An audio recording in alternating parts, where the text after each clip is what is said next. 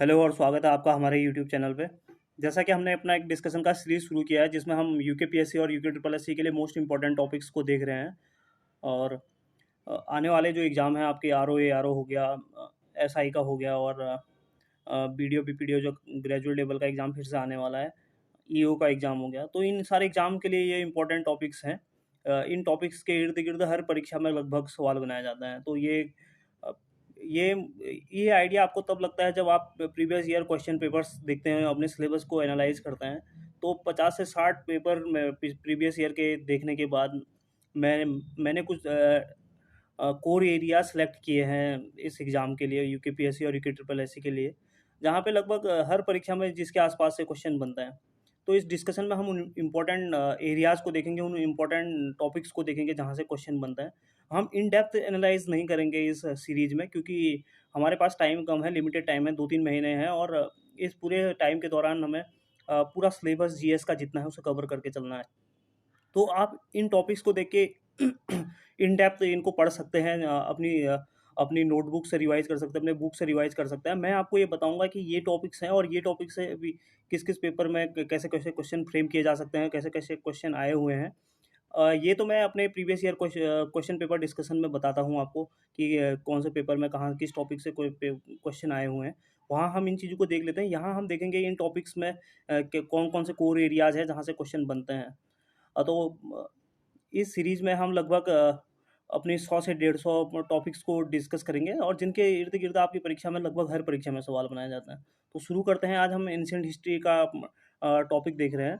तो इसमें देख रहे हैं कि कुछ इम्पोर्टेंट टॉपिक हैं जो भारत की प्राचीन भारत से संबंधित हैं, और इसमें कुछ चीज़ें हैं जिसमें हर परीक्षा में लगभग सवाल बनाए जाते हैं, जिसके आस-पास से ज या फिर उनसे डायरेक्ट भी क्वेश्चन आते हैं। तो हम देखते हैं। तो हमारा आज का जो पहला टॉपिक है ये है भारत की प्राचीन भारत के दौरान मुद्राओं से संबंधित। तो इसमें हम देखेंगे कि प्राचीन काल में कुछ कैसे-कैसे मुद्राएँ भारत में प्रचलित थी और किस-किस ने इन्हें रिलीज़ किया।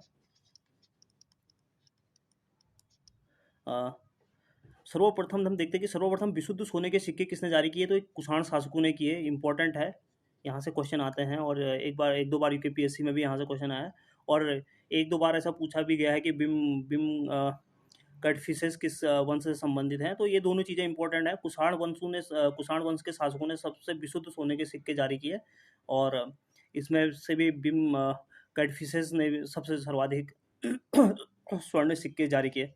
अ, उसके बाद सर्वाधिक मात्रा में सोने के सिक्के जारी किसने किए, तो ये सर्वाधिक सिक्के सोने के जो जारी किए वो गुप्त शासकों ने जारी किए। सर्वाधिक सर्वप्रथम विशुद्ध सोने के सिक्के जो थे वो कुषाण शासकों ने भारत में जारी किए, और सर्वाधिक मात्रा में सोने के सिक्के गुप्त शासकों ने भारत में जारी किए। सर्वाधिक तांबे के सिक्के भी कुषाणों ने ही भारत में जारी किए। सिक्के जो शीशे और टिन के सिक्के थे वो सातवाहन शासकों ने चलाए थे, और ये इससे पहले भी बहुत बार एग्जाम में पूछा गया है। अ, उसके बाद जो सर्वाधिक सिक्के जारी किसने किए, तो ये मौर्य शासकों ने भारत में सर्वाधिक सिक्के जारी किए। तो ये 4-5 इंपॉर्टेंट फैक्ट्स हैं सिक्कों से संबंधित। ये इसके आसपास से क्वेश्चन हर बार बनते हैं, तो आपको ये ध्यान रखना है, और इन डेप्थ आप अपनी बुक से रिवाइज कर सकते हैं। इसके बाद जो दूसरा इम्पोर्टेंट है ये है भारत के प्राचीन इतिहास के संबंध में किस-किस विदेशी लेखकों ने भारत के संबंध में अपनी रचनाएँ लिखी हैं, और उससे भारत की एंशिएंट हिस्ट्री का पता चलता है। तो इसमें कुछ यूनानी लेखक हैं। सबसे पहले कुछ यूनानी लेखकों को देखते हैं। इसमें हेरोडोटस है, जिन्होंने हिस्टोरिका नामक पुस्तक लिखी है, और इन्हें इतिहास का पिता भी कहा जाता है, और इससे भी भारत के बारे में पता चलता है। फिर मेगास्थनीज हैं, ये सेल्यूकस के राजदूत थे और चंद्रगुप्त के दरबार में आया था। तो इन्होंने इंडिका की रचना की, और ये मेगास्थनीज से तो कितनी बार क्वेश्चन आता रहता है कि इंडिका के लेखक कौन है, इंडिका से भारत के संदर्भ में क्या-क्या जानकारियाँ मिलती हैं। तो आर्थिक, सामाजिक, राजनीतिक ये तो हुई, ये तो एक ऑब्वियस बात है। अगर कोई राइटर किसी बुक को लिखता है तो उससे उस दौरान के आर्थिक, सामाजिक, राजनीतिक, सांस्कृतिक इन चीज़ों का पता तो चलता ही है। तो ये एक अंडरस्टूड बात है। अगर एग्ज़ाम में ऐसे स्टेटमेंट आते हैं, ऐसे क्वेश्चन बनते हैं, तो आपको इनको सही मानकर चलना है। क्योंकि हम बोलते हैं ना, साहित्य जो होता है वो समाज का दर्पण होता है। तो समाज का दर्पण तभी दिखेगा ना जब इसमें सामाजिक, आर्थिक, राजनीतिक और सांस्कृतिक इन पहलुओं के बारे में चर्चा की जाएगी। तो मेगास्थनीज जो है वो सेल्यूकस के राजदूत थे, चंद्रगुप्त मौर्य के दरबार में आए हुए थे, और उन्होंने इंडिका नामक पुस्तक की रचना की थी। और उसके बाद जो है स्ट्रैबो है, इन्होंने मेगास्थनीज के विवरण को काल्पनिक माना है। तो जो स्ट्रैबो हैं ये भी यूनानी लेखक हैं और उन्होंने मेगास्थनीज के विवरण को काल्पनिक माना, क्योंकि कई बार बढ़ा चढ़ा के उनका मानना है कि कई कई चीज़ें इस पुस्तक में बढ़ा चढ़ा के लिखी हैं भारत के बारे में।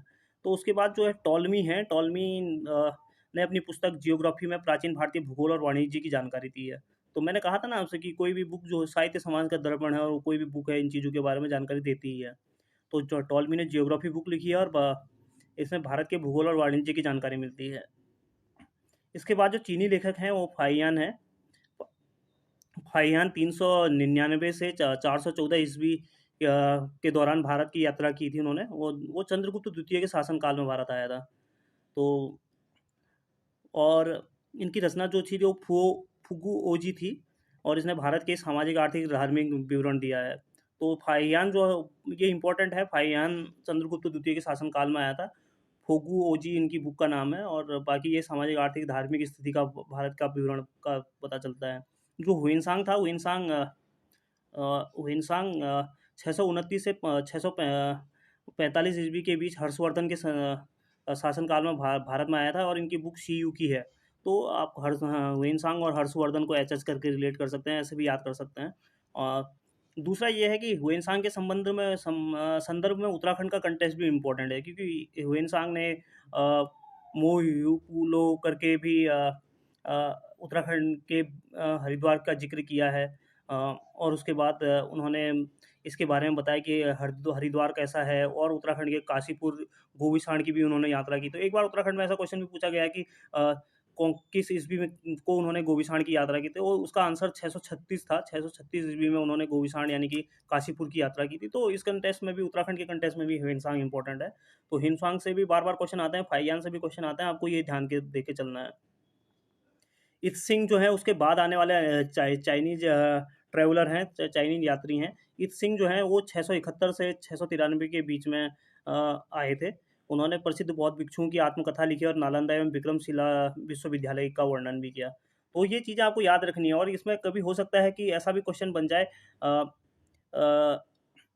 चीनी यात्रियों का भारत में आने का कालक्रम को आरोही क्रम में या अवरोही क्रम में, मतलब घटना कालक्रम को सुव्यवस्थित करें। तो सबसे पहले हमारे यहाँ आता है फाहियान, फिर आते हैं हिनसांग, फिर आते हैं इत सिंह। तो इनको आप FHI करके भी याद रख सकते हैं, और ये क्वेश्चन अब जैसा पैटर्न चेंज हो रहा है वैसे में बन सकता है, आपको ये चीज़ें याद रखनी है। इसके बाद एक और चाइनीज यात्री आते हैं, चाओ जू कुआ जो आते हैं वो मध्यकालीन भारत की यात्रा करते हैं, और वो 1225 से 1254 के बीच में भारत की यात्रा करते हैं, और उन्होंने चीनी अरबी व्यापार के संदर्भ में विवरण दिया। तो FHIC करके भी आप याद रख सकते हैं, क्योंकि इस क्रम में चाइनीज ट्रैवलर भारत की यात्रा कर चुके हैं। तो ये क्वेश्चन मुझे लगता है इन फ्यूचर बनेगा, उत्तराखंड में जैसा पैटर्न चेंज हो रहा है तो हो सकता है ऐसा क्वेश्चन बने कि कालक्रम उनका निर्धारित कीजिए। तो आपको ये इम्पोर्टेंट है, ये याद करके चलना है। और उसके बाद जो है वो है रोमन लेखक हैं, और रोमन लेखक में इम्पोर्टेंट है प्लिनी। उन्होंने नेचुरल हिस्ट्री लिखी है। भारत और इटली के बीच में इस नेचुरल हिस्ट्री में उन्होंने अपनी इस रचना में भारत और इटली के बीच में होने वाले व्यापार के संबंधों में विवरण दिया है। तो ये प्लिनी के बारे में पहले भी यूकेपीएससी में कई बार अपर पीसीएस के प्री एग्जाम में पूछा गया है। तो हो सकता है इस बार UKSSC या यूकेपीएससी के किसी अन्य एग्जाम में यहाँ से पूछ लिया जाए। और फिर उसके बाद अरबी लेखक हैं सुलेमान, 9वीं शताब्दी में भारत की यात्रा करते हैं, और उनकी रचना सिलसिला उत तवारीख है, और इसमें पाल प्रतिहार राष्ट्रकूट राज्यों का वर्णन किया है। तो पाल प्रतिहार राष्ट्रकूट तो वैसे भी इम्पोर्टेंट हो जाते हैं, क्योंकि त्रिकोणीय संघर्ष इनके बीच चला हुआ था भारतीय एंशियंट हिस्ट्री के टाइम पे। तो आपको याद रखना है कि सुलेमान जो हैं वो एक अरबी लेखक हैं, और उन्होंने सिलसिला उत तवारीख बुक लिखी है, और उसमें भारत के पाल प्रतिहार राष्ट्रकूट राज्यों का वर्णन किया है। इसके बाद अल बिलादुरी हैं, इनकी रचना है फतुहल बुल्दान, और इन्होंने भारत में अरब आक्रमणों का विवरण दिया है।